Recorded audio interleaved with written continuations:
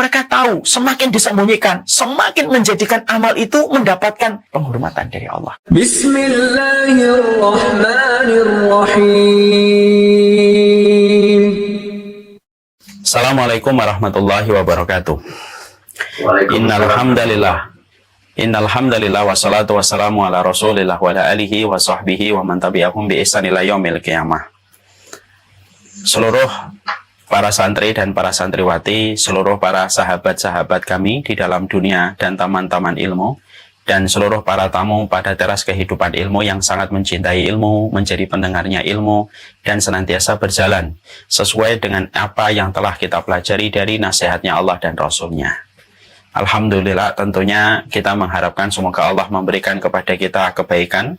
Kita berharap semoga Allah senantiasa memberikan keberkahan, dan semoga senantiasa kita mampu mengambil faedah dan iktibar dalam setiap irisan takdir yang Allah berikan dalam kehidupan kita.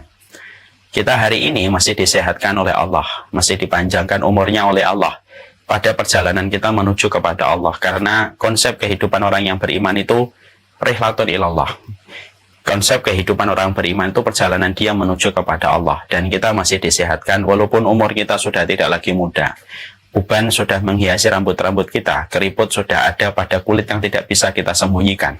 Dan ini Allah berikan kondisi dan panjangnya umur sekali lagi supaya kita mampu mempersiapkan diri kita, mampu mempersiapkan hati kita kembali kepada Allah sebelum kembalinya jasad dan fisik kita. Beberapa waktu yang lalu, saya mendapati kabar dari salah satu circle keluarga dakwah Syamilah yang datang ke kantor kami di kantor dakwah. Beliau bercerita tentang sepupunya, baru berusia 20 tahun, hafal sekitar 6 juz, pada satu waktu pulang ke rumah tiba-tiba pingsan. Lalu langsung koma selama hampir 1 bulan. Tidak bereaksi, terkapar lemah di atas tempat tidurnya, tidak melakukan aktivasi apapun ketika dia tiba-tiba terkapar sakit. Ternyata ada virus masuk ke pembuluh otaknya. Setelah 1 bulan koma, kemudian memberikan reaksi, memberikan sebuah tanda dengan menetes air mata di ujung matanya, tapi setelah itu kemudian meninggal dunia. Saya ketika mendapati kabar ini berpikir keras. Ada orang yang lebih muda daripada kita, mungkin hidupnya lebih sehat daripada kita, mungkin pola hidupnya jauh lebih baik daripada pola hidup kita, dan pola makanan kita yang terkadang masih berantakan. Tapi umur mereka pendek. Adapun kita yang pola hidupnya, pola makannya terkadang masih berantakan, tetapi justru masih hidup sampai hari ini. Disinilah kita harus mengambil dan mengiris setiap peristiwa dengan hikmah. Allah hidupkan kita, Allah ingin supaya kita lekas berbenah dan lekas memperbaiki hati kita, lekas kita mengembalikan hati kita kepada Allah. Dan orang yang beruntung adalah orang yang kembali kepada Allah sebelum kembalinya jasad dan fisik yang dia miliki kepada alam liang lahat yang akan pasti dia jumpai. Alhamdulillah, tentunya senantiasa kita bersyukur kepada Allah Subhanahu wa Ta'ala atas setiap nikmat yang Allah berikan kepada kita, karena memberikan kesyukuran itu merupakan ikhtiar untuk mendapatkan makna kecukupan dalam setiap apapun yang kita dapatkan. Hilangnya kecukupan di dalam kehidupan kita itu lebih mengkhawatirkan daripada defisit satu anggaran yang dibuat. Lebih berbahaya daripada bangkrutnya bisnis yang kita miliki. Karena berapa banyak orang yang bisnisnya bangkrut tetapi dia masih memiliki kecukupan bersama dengan istri dan anak-anaknya.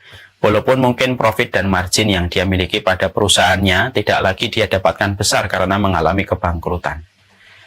Karena sesungguhnya yang lebih kita khawatirkan adalah hilangnya makna kecukupan di dalam kehidupan kita walaupun bisnis kita lancar, ketika kita salah satunya kurang bersyukur kepada Allah. Inilah yang menjadikan kita harus melihat kembali semua inventaris kita dalam kehidupan ini dari karunia yang sudah Allah berikan kepada kita. Dari suami, istri, anak, cucu, rumah kita. Ini harus kita inventaris kembali. Lalu kita berikan makna pada setiap nikmat yang Allah berikan di dalam kehidupan kita dengan kita bersyukur bahwasanya semua ini kita peroleh dari sisi Allah dan Allah berikan. Pasti ada kebaikan yang Allah pergulirkan di balik setiap karunia yang Allah berikan. Supaya makna kecukupan itu terasa di dalam kehidupan kita. Yang kaya belum tentu cukup, yang miskin belum tentu kurang. Berapa banyak teman-teman kita, sahabat kita, gajinya cuma UMR, tetapi setiap pulang ke rumah, tersenyum satu keluarga dan rumahnya terasa merekah kedatangan dengan orang tersebut walaupun gajinya cuma UMR. Berapa banyak teman-teman kita sebaliknya, ada yang gajinya ratusan juta, tapi setiap dia pulang ke rumah tidak ada yang menyambutnya, rumah terasa sepi, antara satu anggota keluarga dengan anggota keluarga berjauhan, tidak pernah berjumpa, kecuali hanya momen 1 kali 2 kali dalam sepekan. Dan dia merasa kurang setiap waktunya sampai harus butuh hiburan dengan berbagai macam hal untuk menutupi sisi gelap dalam kehidupannya yang tidak dia dapatkan kecukupan walaupun hartanya berlimpah. Inilah yang kemudian menjadikan kita paham memaknai kehidupan itu bukan hanya dengan bebas finansial, sebagaimana kalangan materialisme selalu berkata bebas finansial angka 50, bebas finansial ketika umur 60. Tapi bagi orang yang beriman itu bukan itu yang terpenting, tapi yang terpenting adalah memaknai kehidupan kita dengan kecukupan. Ketika kita sudah mendapatkan rasa kecukupan, kita tidak akan pernah iri dan hasad dengan apa yang kita lihat dari orang lain. Kita juga tidak akan pernah merasa minder dengan apa yang kita peroleh, dengan apa yang kita dapatkan ketika kita merasa telah diberikan kecukupan. Makanya kecukupan itu adalah hadiah yang Allah berikan kepada hati yang tidak pernah letih dan tidak pernah lelah di dalam dia bersyukur kepada Allah. Siapapun yang dia qanaah, dan qanaah itu bagian dari rasa syukur, maka Allah yang memberikan kecukupan, karena kecukupan itu miliknya Allah, dan Allah berikan kepada hati yang tidak pernah lelah di dalam berusaha.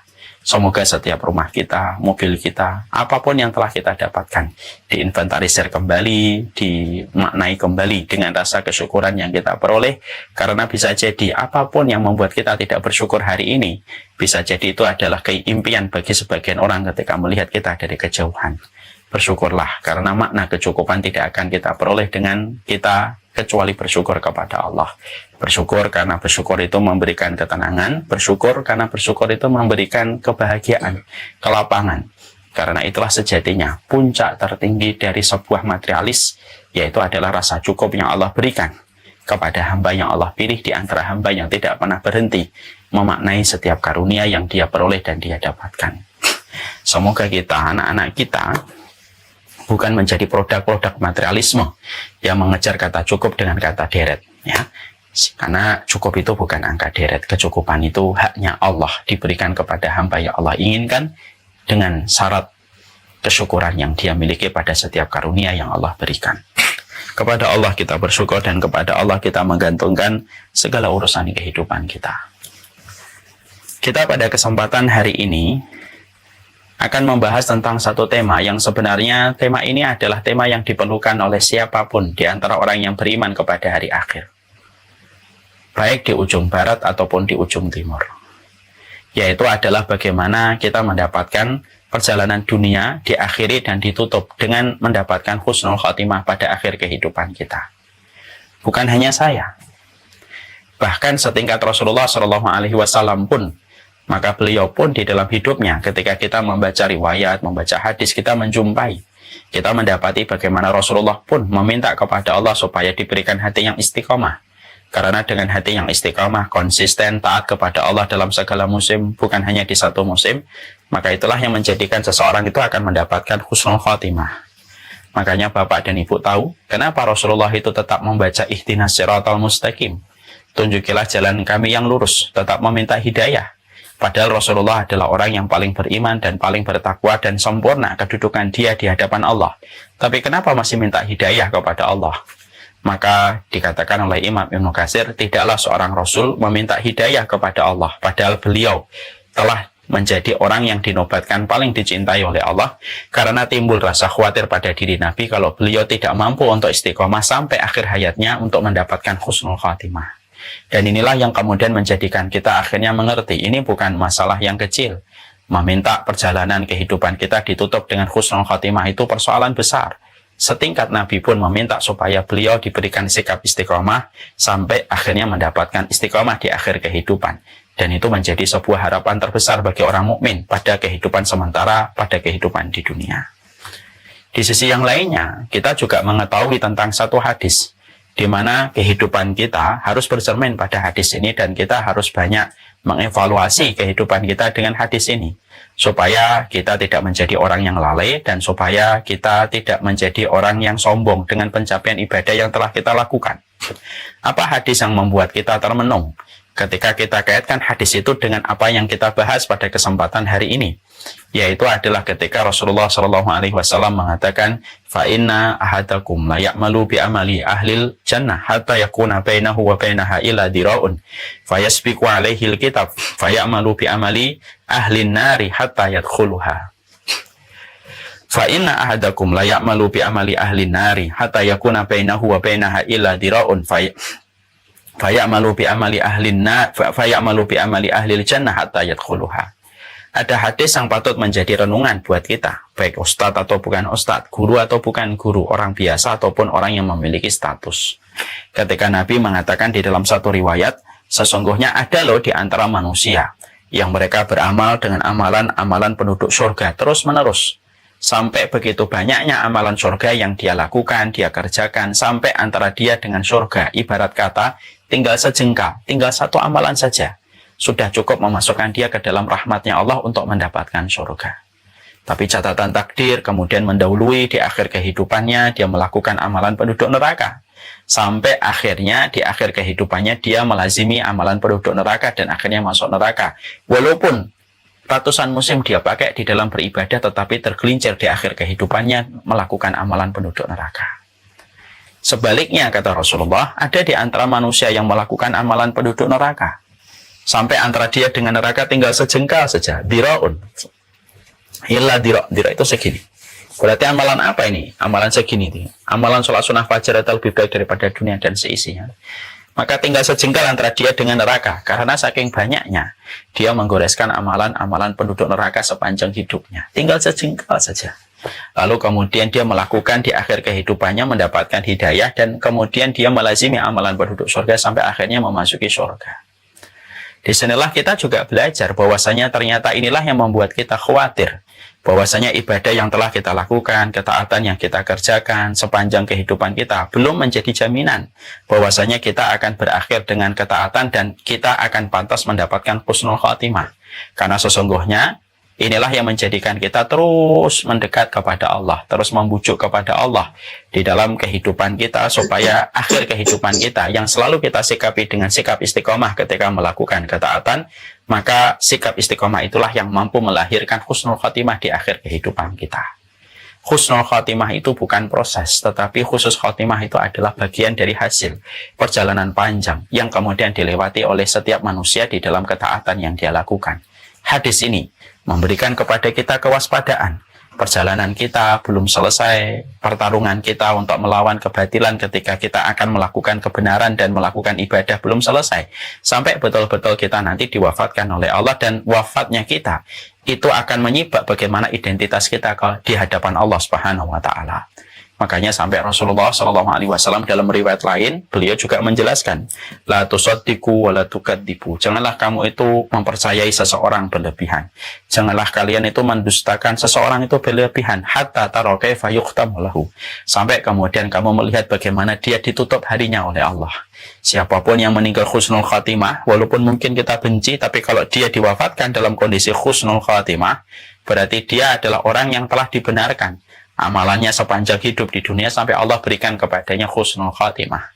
Segandrung-gandrungnya, sesenang-senangnya kita sama seseorang, tapi kalau dia meninggalnya su'ul khatimah, berarti kita tahu dari su'ul khatimah yang dia peroleh pada akhir kehidupannya, itu merupakan bagian dari Allah mendustakan amal ibadahnya sampai Allah matikan dia dalam kondisi su'ul khatimah. Dan ini adalah perjalanan yang cukup menegangkan. Perjalanan menuju kepada kematian dan bagaimana akhir kehidupan kita ketika pada hari itu kita akan berpindah ke alam barzah dan kita akan berjumpa dengan Allah. Makanya tidak mengherankan kalau kita menjumpai bukan hanya Rasul yang khawatir sampai beliau meminta hidayah kepada Allah setiap harinya, bahkan juga Abu Bakar, sahabat tercintanya beliau. Maka sesungguhnya tidak ada doa yang paling beliau lazimi kecuali salah satunya adalah Allahumma ij'al khaira umri akhirahu wa khaira ayyamin yawma alqaka fi wa khaira amalin khawatimahu. Makanya doanya Abu Bakar itu indah betul. Beliau mengatakan kepada Allah Subhanahu wa Ta'ala, ya Allah, jadikanlah umurku yang terbaik. Bukan umur ketika aku kuliah, bukan umur ketika aku masih SMA, bukan umur ketika saya pesta pergi kemana-mana, bukan. Jadikanlah umurku yang paling istimewa itu adalah umur ketika pada umur itu, pada tahun itu engkau takdirkan aku meninggal dunia. Kalau engkau takdirkan aku meninggal tahun 2022, jadikanlah tahun 2022 itu merupakan waktu yang paling mesra saya dengan engkau, ya Allah. Itu artinya. Jadikanlah hariku, pada hari yang engkau tentukan aku mati, maka hari itu adalah hari terbaik ketika aku berjumpa denganmu dalam kematian yang menyambutku. Jadikanlah hari ketika Allah takdirkan kita meninggal hari Jumat, kalau Allah takdirkan kita meninggal hari Senin, Allah takdirkan kita meninggal hari Kamis, jadikanlah pada hari itu sebaik-baik sujud hari itu, sebaik-baik doa hari itu, sebaik-baik witir hari itu, sebaik-baik saya sedekah ya sedekah pada hari itu, kata Abu Bakar radhiyallahu anhu. Dan jadikanlah kemudian jadikanlah amalku yang terbaik itu adalah amal yang aku lakukan pada saat aku meninggal dunia. Dan itu sangat diminta oleh Abu Bakar dalam kehidupan beliau untuk menunjukkan kepada kita. Sekali lagi, semua keterangan ini merujuk kepada proses kematian, di mana setiap hamba yang beriman kepada Allah dan beriman kepada hari akhir, sesungguhnya mereka adalah orang yang paling peduli tentang bagaimana status kematian mereka, karena kehidupan kita di bawah tanah ditentukan dari awal gerbangnya ketika kita masing-masing diwafatkan oleh Allah. Makanya kemudian kita juga menjumpai hadis yang lainnya. Kita mendapati ketika Rasulullah SAW menyampaikan kepada kita, innamal a'malu bi khawatimiha. Sesungguhnya seluruh amal itu tergantung bagaimana penutupnya. Jadi kalau kita penutupnya adalah penutup yang baik, maka sesungguhnya amal kita betul-betul telah diterima oleh Allah sampai ditutup. Dicarikan penutupnya oleh Allah dengan tutup yang segelnya bagus, segelnya indah, mempesona, dan membuat orang terkenang dengan penutup harinya ketika Allah memberikan kepadanya kematian husnul khatimah. Tapi kalau ada orang yang kemudian mereka itu buruk di dalam kematiannya, berarti Allah mendustakan semua yang telah dia lakukan. Sampai Allah memberikan kepadanya penutup hari dengan segel yang buruk. Dan itu tergantung bagaimana kita memandang kematian yang pastinya akan datang dalam kehidupan kita. Yang membedakan kita dengan orang-orang yang telah wafat, dan membedakan kita dengan orang yang hari ini dipanggil oleh Allah itu hanyalah angka deret. Yang membedakan kita. Nah inilah yang kemudian menjadikan kita memahami betul. Inilah sebuah proses bahwasanya kecerdasan kita ditentukan salah satunya dengan barometer bagaimana kita mempersiapkan kematian dan bagaimana beramal setelah kematian itu. Yang sejatinya itu niscaya kita akan jumpai. Inilah yang kemudian menjadikan kita mulai merencanakan bagaimana urusan akhirat itu direncanakan dengan kita merencanakan bagaimana penutup kehidupan kita ketika kematian itu datang, bagaimana kita bisa mendapatkan husnul khatimah. Karena husnul khatimah itu tidak bisa kita upayakan, kecuali apa yang bisa kita kerjakan, tetapi yang menentukan hasilnya adalah Allah semata. Dan sesungguhnya husnul khatimah itu hadiah dari Allah, yang istimewa. Yang Allah tidak berikan kepada setiap orang, kecuali orang yang Allah pilih di dalam kebaikan, sampai Allah anugerahkan kepadanya husnul khatimah. Mari kita dengarkan hadis yang indah. Hadis yang disampaikan dalam satu riwayat Imam Hakim, yang disetujui oleh Imam Ad-Dahabi. Kita menjumpai ada sabda Rasulullah SAW ketika Nabi SAW mengatakan di dalam satu riwayat, Innallaha idza ahabba 'abdan asalahu. Qalu wa ma asalahu ya Rasulullah? Qala yuwaffiqu lahu amalan salihan hatta idza baina yaday ajalihi hatta yarda anhu jiranuhu wa man hawlahu. Nabi itu kemudian menyampaikan kepada kita tentang satu hadis penuh makna. Ketika kita memandang garis ajal yang pasti kita akan injak garis ajal itu ketika ajal kita telah tiba. Nabi mengatakan Allah itu kalau senang, Allah itu kalau cinta sama manusia, maka Allah itu akan memberikan kepada manusia yang Allah cintai, kepada manusia yang Allah ridhoi. Bagaimana manusia itu akan diberikan oleh Allah, yaitu pemanis. Mereka akan diberikan pemanis. Para sahabat ketika mendengar sabda Nabi bahwasanya orang yang Allah cintai, orang yang Allah ridhoi akan diberikan pemanis, mereka bertanya, wa ma'asalahu ya Rasulullah? Apa itu pemanisnya yang Allah berikan kepada orang yang Allah cintai? Ketika orang yang Allah ridhai, yang Allah cintai akan diberikan pemanis ya Rasulullah. Maka Nabi kemudian menjawab, yuwaffiqu lahu amalan salihan hatta idza baina yaday ajalihi hatta yardha anhu jiranuhu wa man hawlahu. Artinya pemanis itu adalah apabila ada orang yang Allah cintai, kemudian dia mendekati garis ajal, maka sebelum dia mendekati garis ajal dan sebelum dia menginjak garis ajalnya, garis finishnya dalam kehidupan, yuwaffiqu lahu amalan salihan. Allah akan sibukkan dulu dia untuk melakukan amal salih. Yang asalnya jalan, dibuat duduk membaca Quran. Yang asalnya kemudian masih di jalan, dijadikan sampai lalu dia khutbah. yang asalnya kemudian dia sering kemana-mana, dijadikan dia umrah, dia pergi ke Mekah dan berada di Masjidil Haram.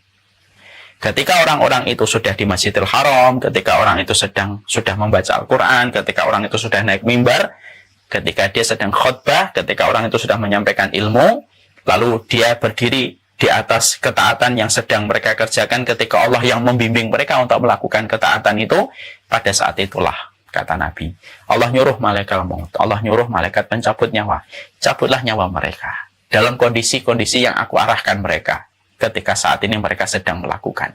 Yang membaca Al-Quran, dicabut nyawanya oleh malaikat pencabut nyawa. Yang sedang berada di Masjidil Haram, Allah cabut nyawanya ketika dia sedang sujud ataupun sedang tawaf di Masjidil Haram atau sedang melaksanakan umrah. Yang sedang khutbah, Allah cabut nyawanya ketika sedang khutbah. Yang sedang di majelis ilmu, dia kemudian dicabut nyawanya. Atau mungkin dia sedang ngaji, sedang habis bertanya, maka pada saat habis bertanya, dia dicabut nyawanya oleh Allah. Dan itulah yang kemudian menjadi pemanis. Pemanisnya apa ya Rasulullah? Orang-orang, keluarganya, circle-nya, sahabatnya akan mengenang bagaimana cara kepergiannya yang betul-betul manis ketika dia diwafatkan dalam kondisi beribadah kepada Allah, sampai orang menjadikan pembicaraan itu menjadi buah bibir yang manis, menyampaikan kisahnya dan tidak pernah putus kisah-kisah itu, sampai kemudian kita jumpai namanya seakan-akan masih hidup walaupun dia telah meninggal dunia, karena aroma wangi bagaimana dia ketika diwafatkan dalam kondisi husnul khatimah. Nah, inilah yang kemudian menjadi sebuah perhatian kita, ya.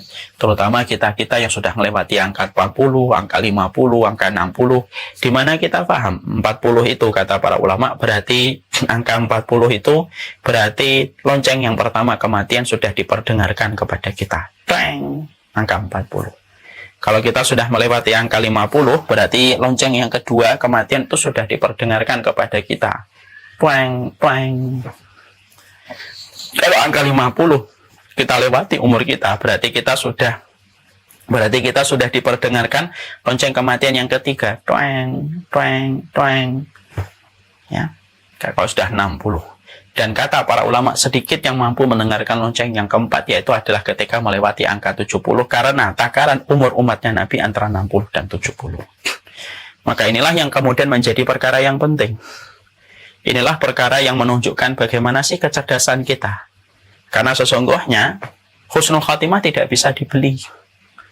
Husnul khatimah tidak bisa direncanakan dengan rencana-rencana kita. Saya pengennya nanti pas dini tiba-tiba mati. Tidak bisa. Bukankah kita melihat ada saudara kita pas haji umroh meninggal dunia? Sebagaimana saya pernah membimbing umroh, ada salah satu jamaah saya meninggal dunia ketika beliau baru sampai di kota Mekah, beliau meninggal dunia. Sampai akhirnya beliau dikuburkan di Ma'la. Kemudian ada saudara kita baru membaca Al-Quran, kemudian diwafatkan oleh Allah. Ada saudara kita yang sedang sholat, ketika sujud dicabut nyawanya oleh malaikat maut dalam kondisi dia sedang bersujud. Sebagaimana kisah wali kota di Jawa Barat, sedang sholat pada hari Jumat di tempat yang terbaik di masjidnya Allah, beliau diwafatkan oleh Allah.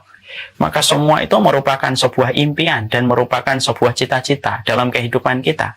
Cita-cita orang mukmin itu sederhana, puncak tertinggi dari pencapaian dan karir seorang manusia di atas muka bumi. Kalau konteksnya berbicara tentang iman dan hari akhir, adalah bagaimana ketika seseorang itu diwafatkan dalam kondisi husnul khatimah. Orang kalau sudah husnul khatimah, berarti dia dijaga dari adab kubur.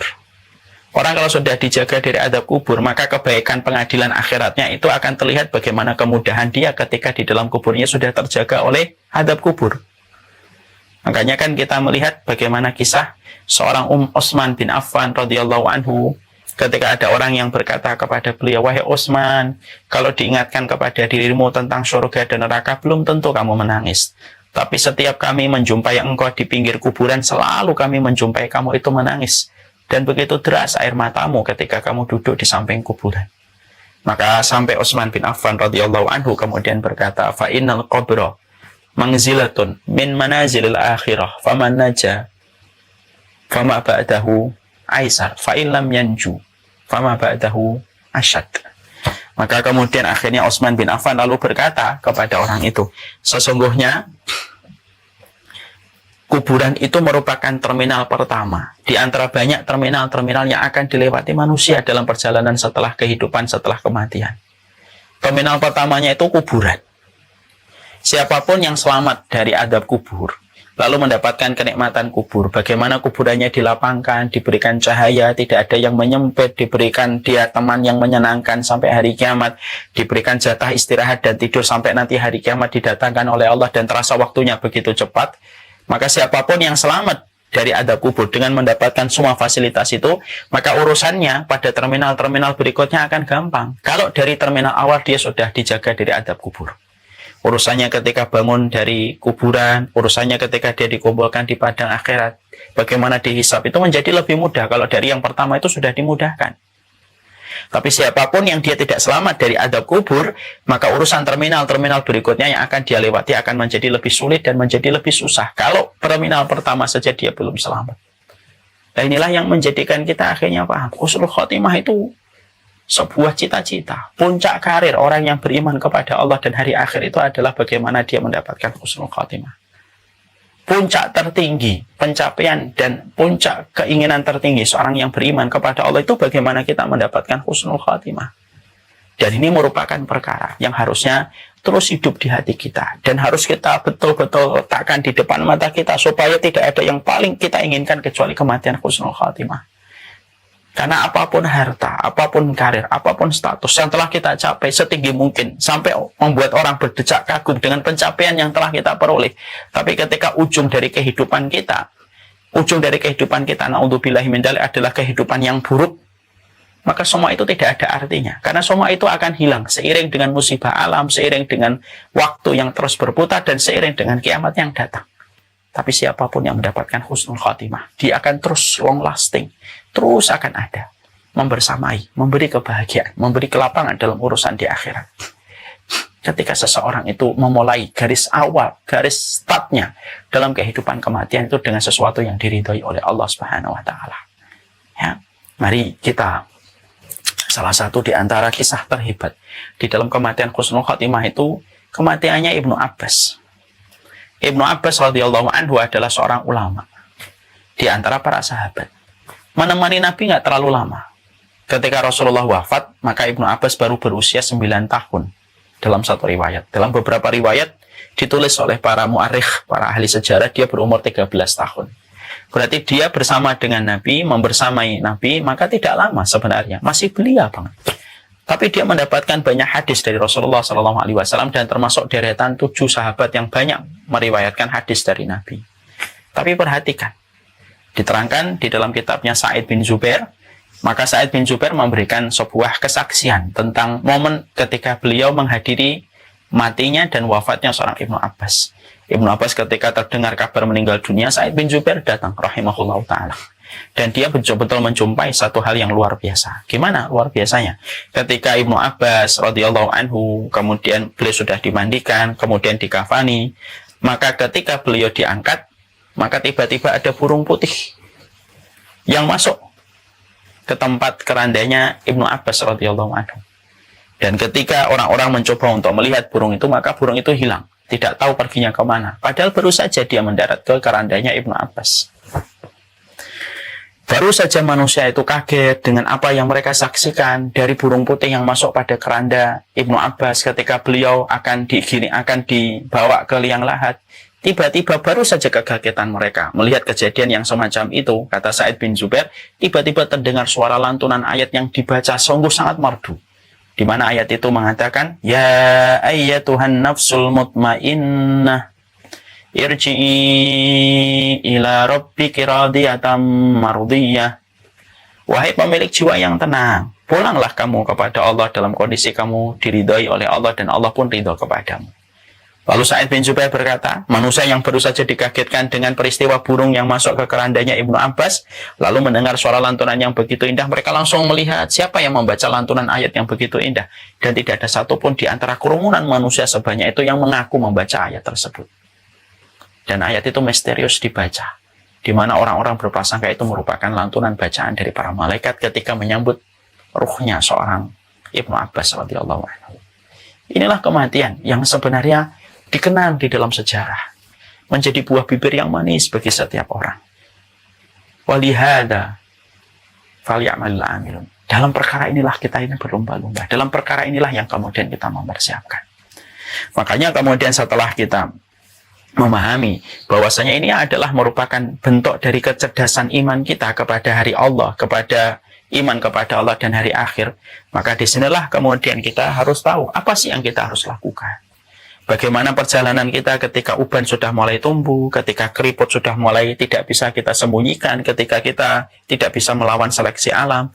Apa yang kemudian planning yang kita bisa lakukan, ikhtiar yang bisa kita kerjakan. Karena setiap dari kita masih punya peluang untuk mendapatkan husnul khatimah. Kalau engkau pendosa, banyak berbuat kemaksiatan di masa lalu, ketika engkau kuliah, ketika engkau kerja, banyak dosa yang kamu lakukan, banyak kemaksiatan yang saya kerjakan. Jangan putus asa, husnul khotimah tetap bisa didapatkan, karena amal itu tergantung penutupnya. Allah tidak melihat hari yang kemarin, tapi Allah melihat bagaimana ke depan kamu ketika dimatikan dalam kondisi apa. Bagi kita yang kemudian taat, bagi kita yang sudah beribadah selama ini, tidak banyak maksiat di masa muda, tidak banyak maksiat ketika nikah, betul-betul menjaga, maka jangan sampai sombong ketika itu bisa memperdaya kita. Karena apapun bisa terjadi sebelum kematian itu datang dalam kehidupan kita. Maka inilah yang kemudian menjadikan kita akhirnya, apa yang kita harus kerjakan, apa yang kemudian kita harus lakukan untuk memantaskan diri kita pada proses kematian kita.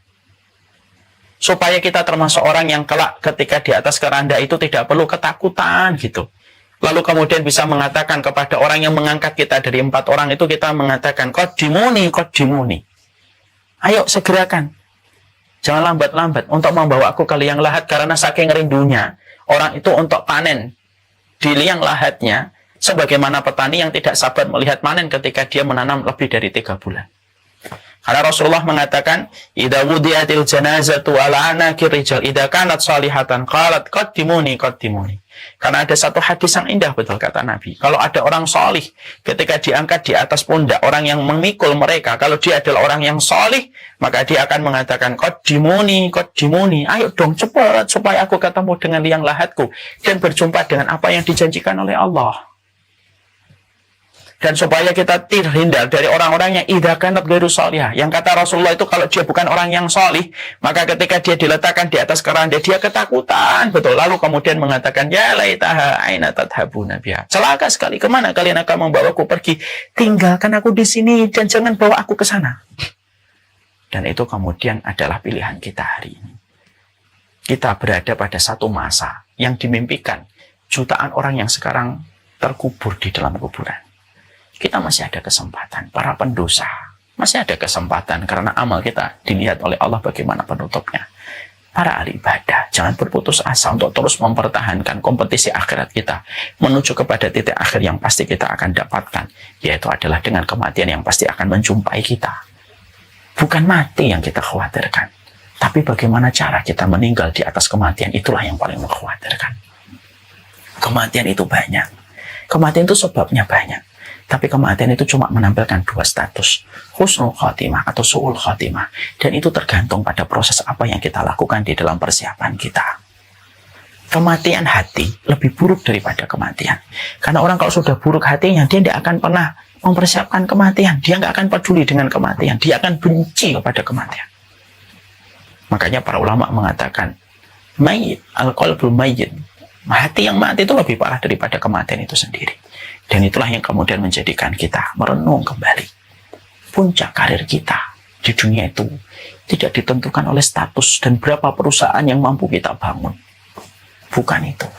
Karena kehidupan kita bukan di sini. Kehidupan kita di akhirat. Tapi puncak karir tertinggi kita ditentukan bagaimana proses akhir dari kematian kita. Dan itulah yang akan menentukan status kita di dalam kehidupan di alam kubur, dan menentukan bagaimana status kematian kita di akhirat kelak di hadapan pengadilan Allah. Orang yang telah mendapatkan husnul khatimah, ya, 3/4 perjalanan akhiratnya sudah ringan betul ketika terlihat bagaimana dia dimatikan oleh Allah. Karena sekali lagi, kematian husnul khatimah itu bukan kematian biasa, kematian hadiah, kematian anugerah. Dan Allah berikan hanya kepada hamba yang Allah kehendaki. Dan hari ini kita sedang berada pada masa yang masih bisa memungkinkan bagi kita untuk memetik keridhaan dan kecintaan Allah. Setelah kita mengetahui ini, maka kemudian pembahasan kita berlanjut. Apa yang harus kita lakukan? Apa yang harus kita kerjakan? supaya kemudian akhir kehidupan kita menjadi akhir kehidupan yang baik, akhir kehidupan yang husnul khatimah dalam kehidupan kita. Tidak perlu kita khawatirkan kapan waktunya, tidak perlu kita khawatirkan kapan terjadinya. Kita orang yang beriman melihat kematian itu antara harapan dengan takut. Ya, tidak boleh terlalu harap, tidak boleh terlalu takut, tidak boleh terlalu pede, tidak perlu terlalu takut.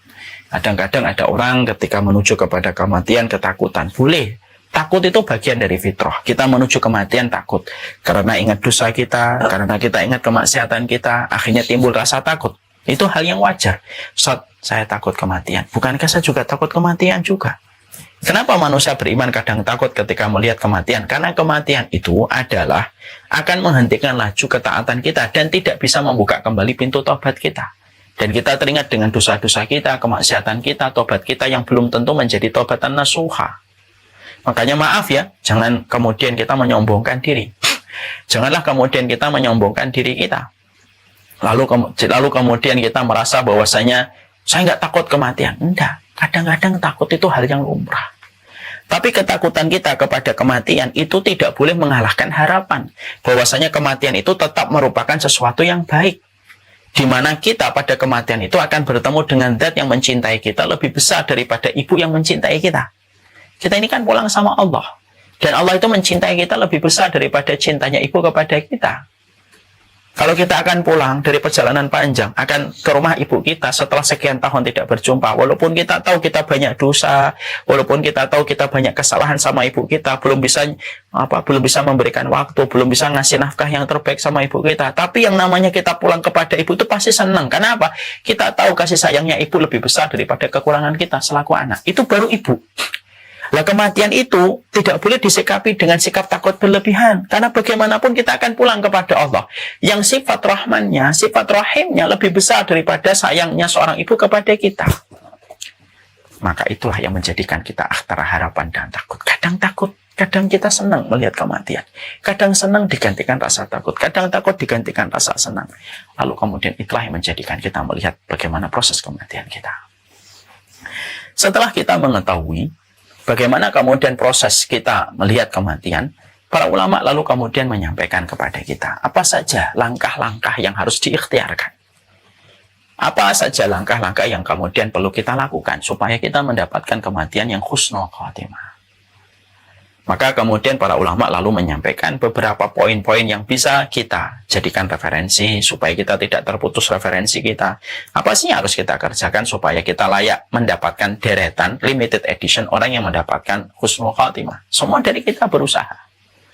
Dan kita tidak usah menilai kematian orang ya. Kalau kita lihat kematian orang apapun itu sudahlah. Tutup dengan sebuah kata ya, semoga dia mendapatkan kebaikan, sudah. Jangan suka nyinyir mengomentari kematian orang. Karena bisa jadi dia melakukan satu amal yang tidak kita ketahui. Lalu amal itu diterima oleh Allah. Ini penting saya sampaikan walaupun agak sedikit keluar dari tema. Nah, maka kemudian apa yang kemudian kita lakukan? Apa yang kemudian kita kerjakan menuju kepada kematian? Untuk kemudian mempersiapkan setiap langkah-langkah kaki kita supaya anak tangganya itu anak tangga yang benar dan kita tidak terperosok. Karena ilmu adalah pelita memberikan kepada kita cahaya. Mana anak tangga yang harus kita tapak sampai kemudian kita bisa mendapatkan husnul khatimah. Yang pertama, para ulama lalu kemudian menyampaikan kepada kita. Syarat mutlak yang pertama mendapatkan husnul khatimah itu harus betul-betul dalam kondisi beriman. Lalu tidak mencampurkan keimanan dengan kesyirikan dan kekufuran. Siapapun yang berani di dalam kehidupannya, dia mencampurkan kesyirikan dan kekufuran, maka dia telah membakar tiket yang bisa memantaskan dia untuk mendapatkan husnul khatimah. Karena husnul khatimah diharamkan oleh Allah untuk diberikan kepada mereka yang berbuat syirik kepada Allah dalam kehidupan iman mereka. Inilah hal yang paling penting. Karena membicarakan tentang husnul khatimah itu yang paling pokok basicnya itu adalah keimanan. Makanya siapapun yang mereka mencampurkan keimanan mereka dengan kesyirikan-kesyirikan yang mereka kerjakan, maka sesungguhnya mereka jauh api dari panggangnya, dari kematian pada husnul khotimahnya. Makanya saya pernah menjumpai ada satu kisah nyata, ada seseorang yang dia melakukan kesyirikan pada benda-benda yang dia kultuskan, lalu dia meyakini benda-benda itu memiliki kekuatan-kekuatan magic dan mistik. Pada saat ketika beliau mendapatkan sakratul maut, Begitu beratnya beliau mendapatkan sakaratul maut, dan seakan-akan nyawanya itu ditarik dikit-dikit pada proses sakaratul mautnya itu. Sampai kemudian ada ustadz yang kemudian mencoba membantu. Kenapa ini sakaratul mautnya berat? Seakan-akan sedikit demi sedikit tidak mati-mati. Padahal kita paham puncak rasa sakit yang pernah diderita manusia itu puncak rasa sakit yang pernah dialami manusia ketika sakaratul maut. Puncak rasa sakit itu ya sakaratul maut. Makanya orang kenapa ketika sakaratul maut itu diem?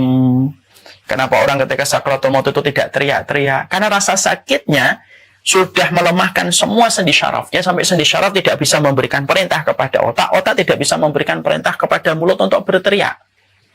Itulah yang dinamakan sakaratul maut. Puncak rasa sakit manusia itu sakaratul maut. Paling sakit. Puncaknya dari sakaratul maut itu kalau sudah kemudian falaula idza balagatil hulqum, kalau sudah ngelewatin tenggorokan. Gitu. Itu puncak rasa sakitnya. Kalau kemudian kita tahu bahwasanya puncak rasa sakit sudah sedemikian kuatnya dirasakan manusia ketika sakaratul maut. Ada orang-orang yang sakaratul mautnya itu dalam kondisi yang berat, betul. Ditambah sampai lamanya dia sakaratul maut itu, dan para ulama menyampaikan ditimpakan sakaratul maut yang panjang kepada mereka yang berbuat kesyirikan. Makanya ketika fulan tadi, bapak tadi, ketika akhirnya beliau sakaratul mautnya lama gitu, ada ustadz kemudian menyarankan ada nggak sesuatu yang dilakukan oleh beliau. Keluarganya menceritakan tentang kebiasaan bapak ini. Sampai akhirnya barang-barang itu dikumpulkan, lalu kemudian dihancurkan, dan setelah itu bapak itu meninggal. Walaupun tidak ada satupun kalimat Allah yang terucap di lisannya. Inilah yang menjadikan kita paham betul. Keimanan itu merupakan salah satu syarat sah untuk mendapatkan husnul khatimah. Karena selalu saya menyampaikan tadi, pagi jam 10 saya menyampaikan, Allah itu tidak hanya meminta yang baik dari kita, tapi Allah itu meminta yang benar. Dan kebenaran itu barometernya dengan kekuatan tauhid ketika kita memurnikan hidup kita dan ibadah kita hanya kepada Allah.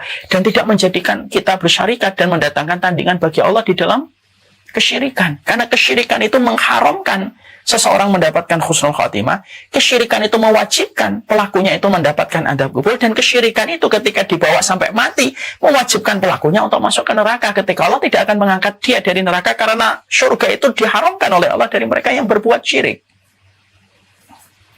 Makanya menjaga iman itu merupakan perkara yang paling hak. Karena kedudukan iman kepada Allah itu syarat mutlak di dalam mendapatkan kematian husnul khatimah. Dia sebagaimana surat Al-Fatihah di dalam sholat. La sholata liman lam yaqra' bi fatihatil kitab. Bukankah dalam sholat kita sepakat siapapun yang tidak membaca Al-Fatihah maka sholatnya itu tidak diterima? Walaupun dia khusyuk, tapi kalau sengaja dia meninggalkan Al-Fatihah, walaupun sholatnya nangis sekalipun, dia tidak akan diterima sholatnya. Karena itu syarat sah. Rukun dia. Rukun itu sesuatu yang apabila tiada pahalanya. Maka sama, mendapatkan husnul khatimah, kata penutup yang indah, itu tidak akan diperoleh sama seseorang yang mereka itu memecah hatinya, berselingkuh hatinya dalam keimanannya ketika dia mendatangkan tandingan bagi Allah ketika berbuat kesyirikan. Makanya pertama kali yang kita evaluasi dalam kehidupan kita, ketika kita sedang merencanakan sebuah gerbang indah yang menjadi tempat garis start kita menuju kepada kehidupan di akhirat.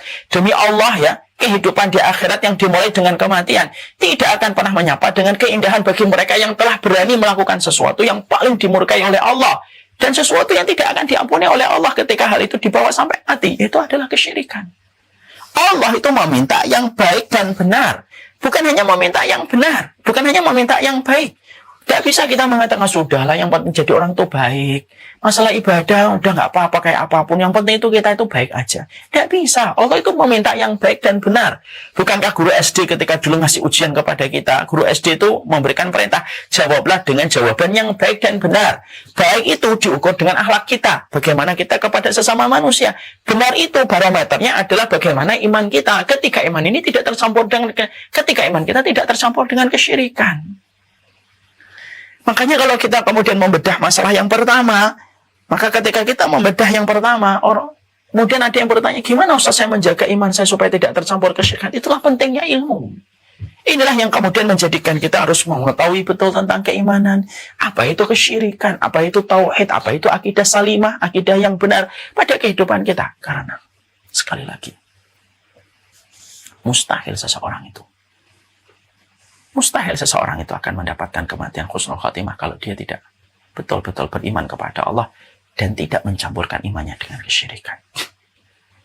Makanya Bapak dan Ibu tahu, kenapa orang ketika di ujung kehidupannya, ketika merasakan sakaratul maut, apa kewajiban kepada keluarga yang tersisa dan masih sehat?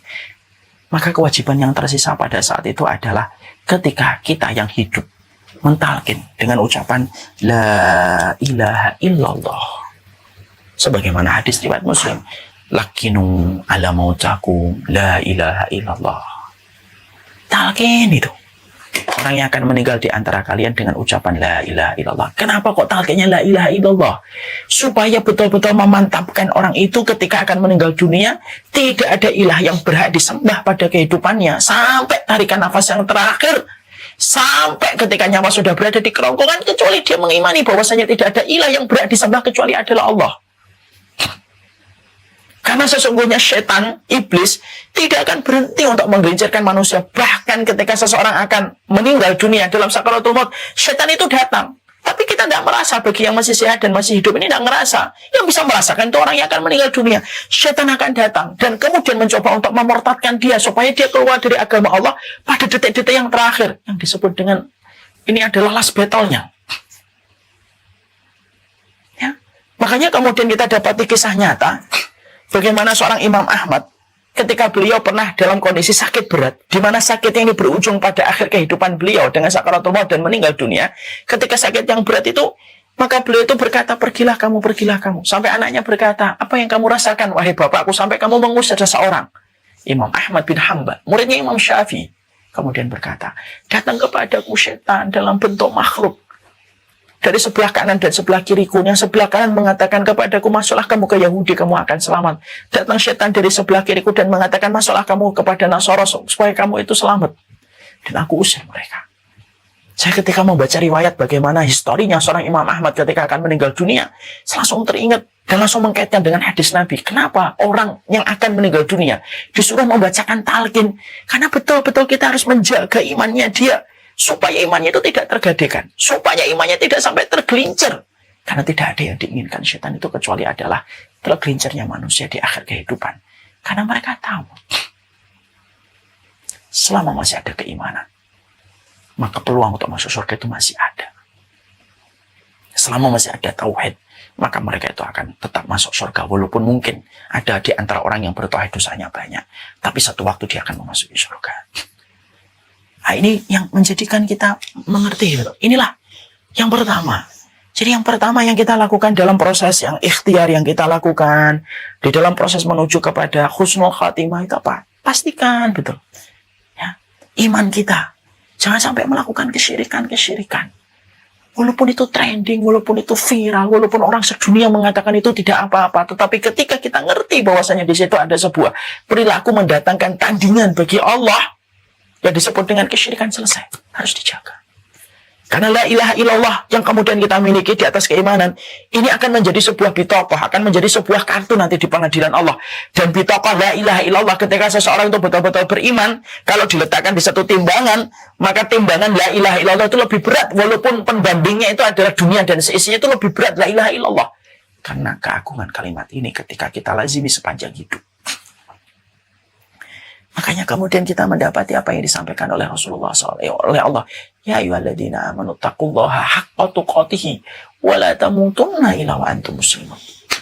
Makanya tidak main-main ketika kita menjumpai apa yang disabdakan oleh, apa yang difirmankan oleh Allah. Wahai orang yang beriman, bertakwalah kamu dengan sebenar-benar takwa. Wa la tamutunna illa wa antum muslimun. Jangan sekali-kali kamu mati kecuali kamu seorang muslim yang berdiri di atas kalimat la ilaha illallah. Imannya harus benar. Dan ini sesuatu yang tidak bisa digantikan, tidak bisa dikurangi, tidak bisa ditawar, tapi dilazimi. Bagaimana kemudian kita betul-betul beriman kepada Allah dan tidak mencampurkan iman dengan kesyirikan dan kekufuran. Ini yang pertama.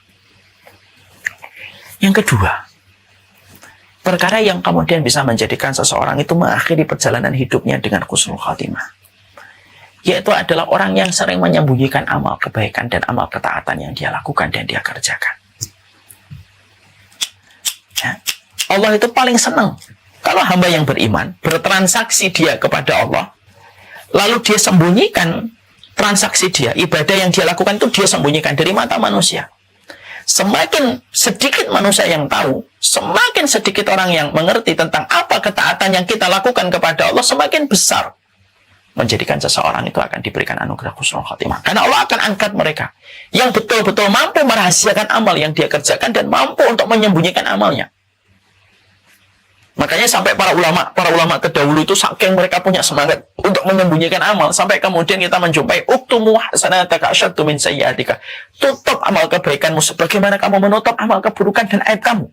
Kenapa sih para ulama salah? Para ulama terdahulu punya semangat yang membara, energi yang tidak pernah ada habisnya untuk menyembunyikan amal. Karena mereka tahu semakin disembunyikan, semakin menjadikan amal itu mendapatkan penghormatan dari Allah. Kenapa? Karena tidak banyak mata yang mengetahui, hanya Allah yang mengetahui. Makanya bukankah orang yang sedekah dengan tangan kanan, tangan kirinya tidak tahu akan mendapatkan naungan dari Allah? Bukankah laki-laki yang akan berzina dengan seorang perempuan tidak ada mata yang tahu, kemudian dia tinggalkan perempuan itu karena takut kepada Allah? Di saat orang itu tidak ada yang tahu perbuatan dia mendapatkan naungan dari Allah? Bukankah disebutkan orang yang mendapatkan pertolongan dan naungan dari Allah adalah rajulun dzakarallahu khalian fafadat ainahu, seseorang yang berzikir kepada Allah, menetes air matanya tetapi tidak ada yang tahu tentang tetes air mata dia? Itulah yang dicintai oleh Allah. Jadi kalau kemudian kehidupan kita ini punya gudang, di mana pada gudang itulah kita menyimpan seluruh amal-amal yang kita lakukan. Dan tidak perlu kemudian kita ekspos apa yang kita kerjakan, hatta kepada orang yang terdekat kita sekalipun.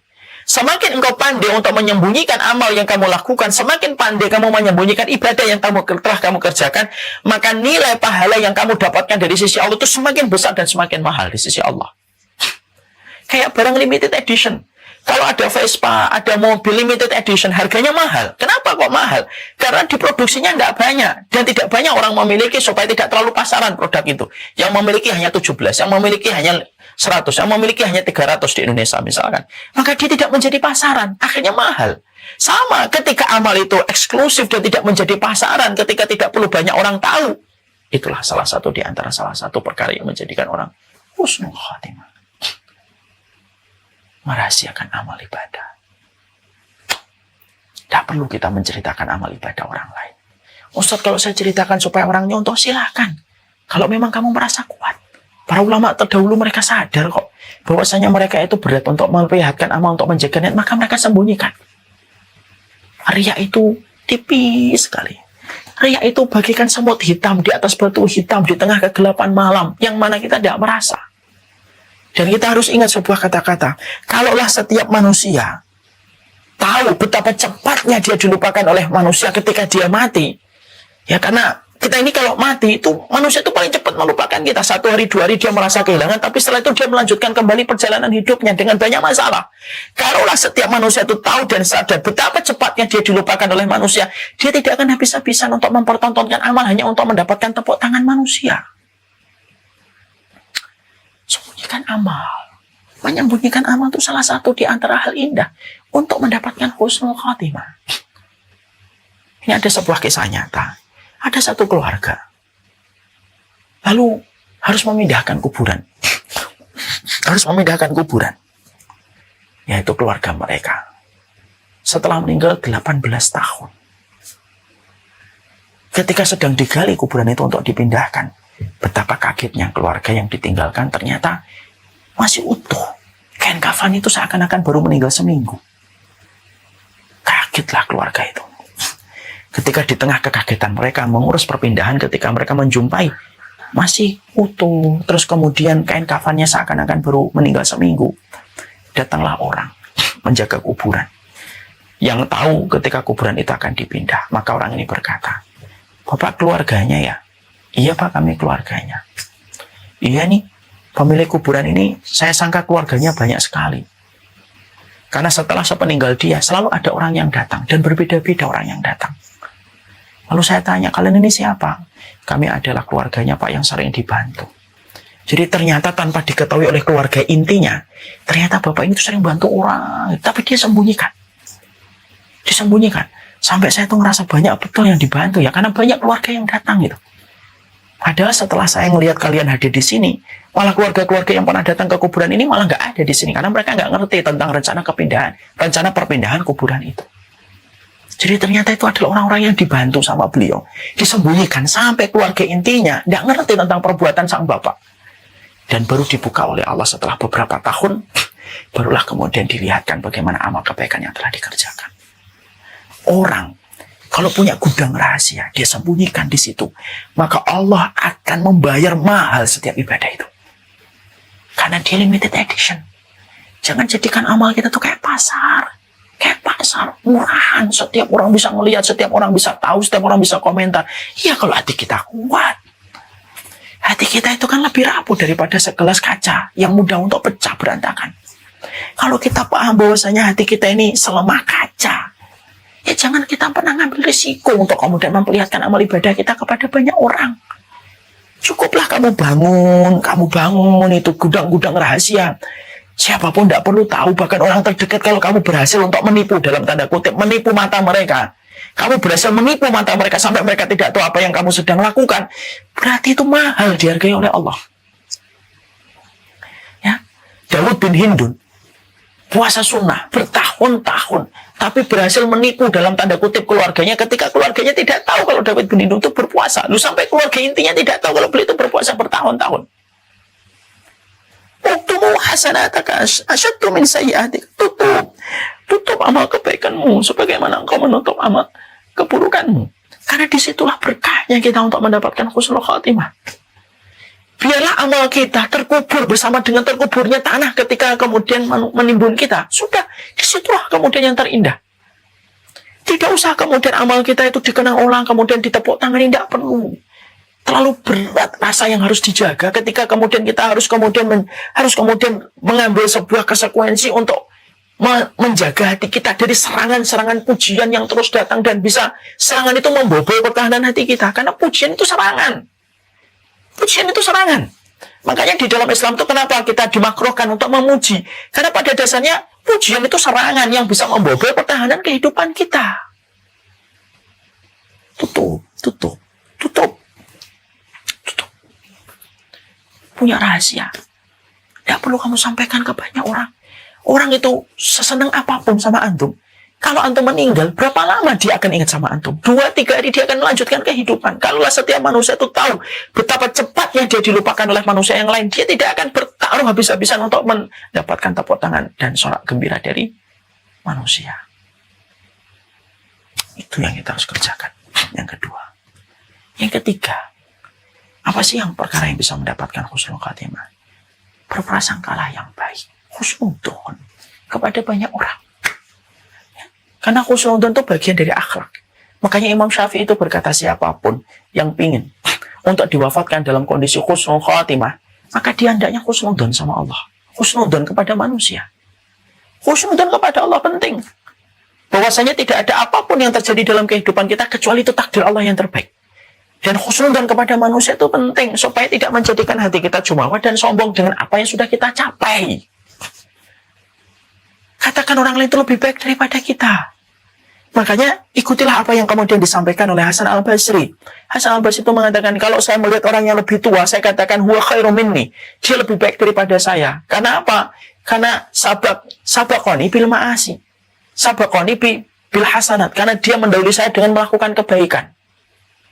Kalau saya, kata Hasan al-Basri, menjumpai orang yang lebih muda daripada saya katakan yang lebih muda itu lebih baik daripada saya. Kenapa? Sabaqtuhu bil ma'asi. Saya mendahului dia untuk berbuat kemaksiatan. Lihatlah orang itu kacamatanya yang bening, gitu.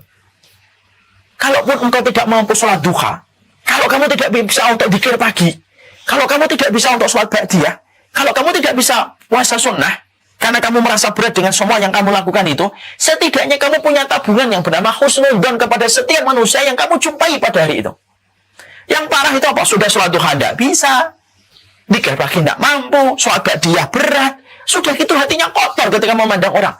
Terus apa yang tersisa dari kehidupan kita menjadi manusia yang beriman? Kalau hanya hati untuk berprasangka saja kita tidak mampu.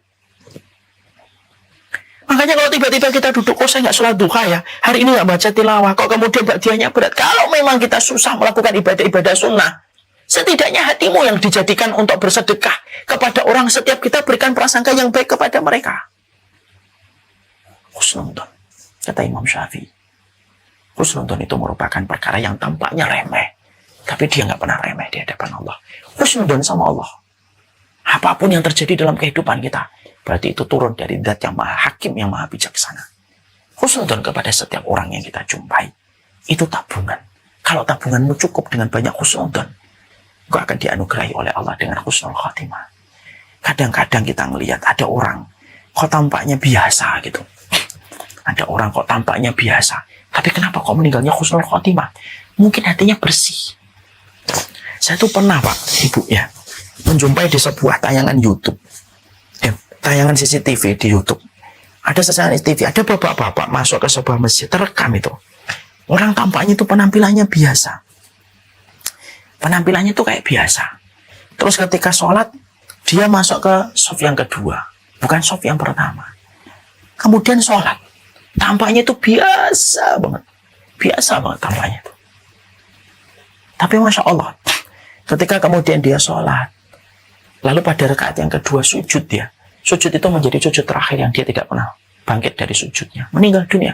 Padahal secara penampakan itu biasa banget. Nggak pakai jubah, nggak pakai gamis, jenggotnya juga nggak panjang. Biasa, penampilan itu kayak orang biasa. Tapi meninggal ketika sujud. Mau kita ragukan meninggal ketika sujud? Kan kita nggak bisa ngeraguin lagi meninggal ketika sujud.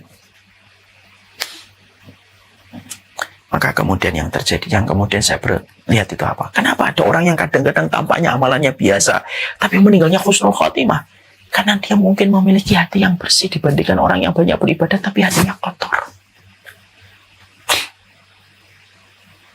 Dan itu yang kemudian kita harus mengerti. Yang ketiga, berprasangka yang baik. Yang keempat, perkara yang bisa meraih husnul khotimah adalah memperbanyak istighfar dan tobat sebelum ajal itu tiba. Sebagaimana perkataan dari Imam Ibn Rajab Al-Hambali rahimahullah ta'ala, kalau kamu tidak bisa berlomba-lomba dengan ahli ibadah dengan ketaatannya, maka berlomba-lombalah dengan mereka dengan taubat dan istighfarmu setiap saatnya. Bertaubat dan istighfar itu ibarat deterjen yang membersihkan dosa-dosa dan kemaksiatan kita. Makanya doanya orang kalau sudah di atas 40, mari kita lihat pada surat Al-Ahqaf ayat yang ke-15. Rabbi auzi'ni an ashkura ni'mataka allati an'amta 'alayya wa a'mala shalihan tarda wa aslih li fi dzurriyyati inni tubtu ilaika. Saya tobat ya Allah. Saya tobat kepada Engkau. Ini tubtu ilaika wa inni minal muslimin. Dan saya itu pasrah kepada Engkau. Orang yang beruntung adalah orang yang memaksa hatinya kembali sama Allah sebelum kembalinya jasad dan fisiknya yang dia miliki. Ya. Sebelum kembalinya jasad dan fisiknya yang dia miliki. Yang kelima, yang bisa menjadikan kita mendapatkan husnul khatimah, yaitu memaksa amal-amal yang kita lakukan secara konsisten. Bapak dan Ibu, santri dan santriwati, Allah itu membagikan amal kepada kita, kemudahan untuk beramal sebagaimana Allah membagi rezeki. Kata Imam Malik, innallaha qassamal a'mal kama qassamal arzaq. Allah itu membagi amal sebagaimana Allah membagi rezeki. Ada yang dimudahkan sholat, ada yang dimudahkan puasa, ada yang dimudahkan sedekah, beda-beda. Mari kita mengambil pelajaran dari perkataan Imam Malik. Apapun yang Allah mudahkan untukmu dari satu amal, maka lazimi amal yang Allah mudahkan. Saya dimudahkan sholat tahajud, Ustaz. Walaupun saya kalau puasa sunnah susah banget saya itu. Tidak apa-apa. Lazim sholat tahajud. Kalau saya itu sholat tahajudnya susah, Ustaz. Bangun tengah malam susah. Tapi kalau saya puasa sunnah gampang. Lazimi puasa sunnah. Saya itu kalau kemudian sholat tahajud, puasa susah. Tapi kalau sedekah saya itu gampang. Lazimi apa yang Allah mudahkan. Terus kerjakan. Karena bisa jadi dari pintu itulah kamu nanti dipanggil oleh pintu surga. Dan dari amal itulah kamu akan dimatikan. Man asya ala syai' mat ala syai'. Siapapun yang hidup atas segala sesuatu yang dia biasakan, pada sesuatu yang dia biasakan itulah nanti dia akan dimatikan dan diwafatkan oleh Allah. Nah, lalu apa yang Allah mudahkan kepada kita? Apa yang Allah mudahkan? Ada di antara mungkin santri dan santriwati, ada di antara bapak ibu yang menjawab, saya dimudahkan tahajud. Sudah lazimi aja tahajud. Moga-moga engkau dimatikan pada pintu itu, dan moga-moga pada pintu surga sholat itulah kamu akan dipanggil. Karena manusia diwafatkan sebagaimana apa yang dia cintai dan dia kerjakan secara konsisten. Utsman bin Affan diwafatkan ketika baca Quran, karena memang Utsman bin Affan itu terkenal sebagai sahabat yang paling banyak baca Quran. Bahkan beliau menghatamkan satu rakaat itu menghatamkan satu Quran. Sampai istrinya ketika Utsman bin Affan itu dibunuh, sampai istrinya menjerit, apakah kamu telah tega membunuh seseorang yang menghatamkan Quran dalam satu rakaat? Itu sahabat Utsman. Makanya beliau dibunuh ketika sedang membaca Quran. Umar bin Khattab dibunuh ketika sholat, karena beliau mengatakan salah satu perkara yang paling beliau cintai di atas muka bumi ini, dan beliau lebih memilih mati daripada tidak ada itu, yaitu salah satunya sujud kepada Allah. Pada waktu dia sholatlah kemudian dia dibunuh. Manusia itu dimudahkan oleh Allah macam-macam. Ada yang dimudahkan untuk sedekah, ada yang dimudahkan baca Quran, ada yang dimudahkan untuk sholat, ada yang dimudahkan membantu orang. Apapun itu, kemudahan amal yang sudah Allah berikan kepada kita, ketika Allah memudahkan kita sebagaimana memudahkan rezeki, ambil, lazimi, konsisten. Maka pada perkara itu nggak akan dimatikan. Yang keenam, yaitu berdoa. Makanya sampai Syekh bin Bas mengatakan, jangan pernah la yakhlu minas sujud. Jangan sampai sujudmu itu kosong dari 3 permintaan. Mintalah kepada Allah supaya diampuni dosamu. Mintalah kepada Allah husnul khatimah, dan mintalah kepada Allah istiqomah. La yakhlu minas sujud fi salasati asya. Jangan sampai sujud kosong dari 3. Minta diampuni, husnul khatimah, istiqomah. Karena itulah yang akan menjadikan seseorang dipantaskan untuk mendapatkan husnul khatimah. Wassallallahu ala nabiyina Muhammad. Alhamdulillahirabbil alamin. Semoga kita mendapatkan pemanis pada ujung kematian kita. Jagalah keimanan, sembunyikanlah amal perbuatan yang kita lakukan, berbaik sangkalah kita kepada Allah dalam setiap waktu dan setiap saatnya, dan berprasangka kepada manusia. Lalu kemudian banyaklah kita bertobat kepada Allah. Karena kalau kita tidak mampu mendahului ahlu ta'ah dengan ibadah, maka dahululah, kejarlah mereka dengan taubat dan istighfar kita. Kemudian paksakanlah kita untuk melakukan satu amal yang Allah sudah mudahkan untuk kita. Tutup dengan doa mustajab di waktu-waktu prime time. Kita berdoa sesering mungkin, karena orang yang paling banyak mengetuk pintu adalah orang yang paling banyak dibukakan pintunya untuk dia. Dan orang yang paling banyak meminta kepada Allah ibarat mengetuk pintu adalah orang yang paling besar kemungkinan dibukakan pintu itu. Umar bin Khattab menceritakan tentang sebuah kisah nyata, bagaimana ketika beliau berdoa, maka beliau berdoa, Allahumma arzuqni syahadatan fi sabilika wa wafatan bi biladi nabiyika. Ya Allah, aku minta mati syahid tetapi di tanah nabimu. Ada seorang sahabat berkata, kalau minta mati syahid jangan di kota Madinah, karena kota Madinah lagi aman, betul. Mintalah mati syahid itu di Palestina, di Syam, di tempat-tempat yang jauh yang saat itu sedang ada ekspansi jihad. Tapi Umar bin Khattab tidak ragu dengan doanya. Dia tetap berdoa, ya Allah, matikanlah saya mati syahid, tapi di kota nabimu. Dan Allah anugerahkan cash dan kontan persis dengan apa yang diminta. Beliau meninggal di kota Nabi, Madinah, ditusuk pada peristiwa sholat subuh oleh Abu Lulu'ah, seorang majusi yang berkhianat ketika dia dendam kepada Umar bin Khattab yang telah menghancurkan kerajaan Persia.